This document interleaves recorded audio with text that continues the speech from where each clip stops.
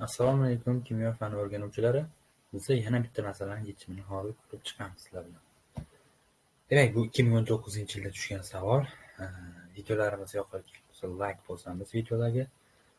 Kanalga obuna bo'lmagan bo'lsak, bu obuna bo'lib, bizni qo'llab-quvvatlaymiz. Demak, boshladik. 300 gram eritmadan, demak, 300 gram eritma bo'lgan ekan boshida ma'lum miqdor suv bug'lanishi hisobiga, suv chiqib ketishi hisobiga tuzning massa ulushi 1,5 marta ortdi debdi. Demak, bitta qoidamiz bor. Tuzni massasini bilmaymiz, misol uchun x gram. Massa ulushi ortdi degani eritmani massasi kamayishi hisobiga bo'ladi. Chunki tuz hech qanaqa dastlab x gram bo'lsa, keyin ham x gramligicha saqlanadi, faqatgina suv bug'lanib ketadi. Bu degani tuzning massa ulushi qachon ortadi 1,5 marta? Tuz o'zgarmayapti-ku. Demak, eritma massasi 1,5 marta kamayishi kerak. Demak, 300 ni 1,5 ga bo'lsak, 200 gram bo'lib qolishi kerak. O'sha paytda biz dastlabki massa ulushini topmoqchi bo'lsak, x gram tuzni 300 ga bo'lib 100 ga ko'paytirishimiz kerak edi.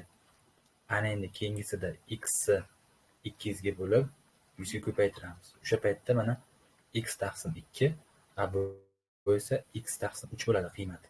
X taqsim 3 x taqsim 2 ga nisbatan 1,5 barobar kichik hisoblanadi. X taqsim 3 degani 0,333x degani. Bu esa 0,5x. Orasida necha marta farq bo'lsa, 1,5 marta farq bo'ladi. Demak, to'g'ri ishlaymiz. Endi 200 gram eritma bo'lib qolibdi.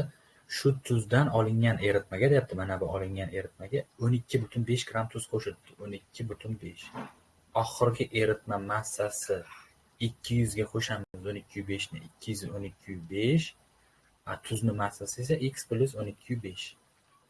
20% eritma hosil bo'ldi. Demak, bu tuzimiz 20% bo'lsa, eritmamiz 100% bo'lishi kerak. Shu yerda x topadigan bo'lsak, 20 bilan 100 qisqarsa 5 qoladi. Xo'p, 12,5 ni 5 ga ko'paytiramiz. 62,5 ayirib yuboramiz. 212,5 ni 150 barobar 5x ga bo'lsa, x barobar 30 bo'lyapti. Demak, dastlab 30 gram tuz bo'lgan. Dastlabki eritma konsentratsiyasi. Mana dastlab 300 gram eritma bo'lgan. 100%. Dastlab x gram tuzi bor. X'imiz 30 kelib chiqdi. Necha foiz deb topsak, 10% bo'ladi. Yana ham shunga o'xshagan qiziqarli videolarni o'tkazib yubormaslik uchun kanalga obuna bo'lib, videolarga like bosishni unutmaymiz.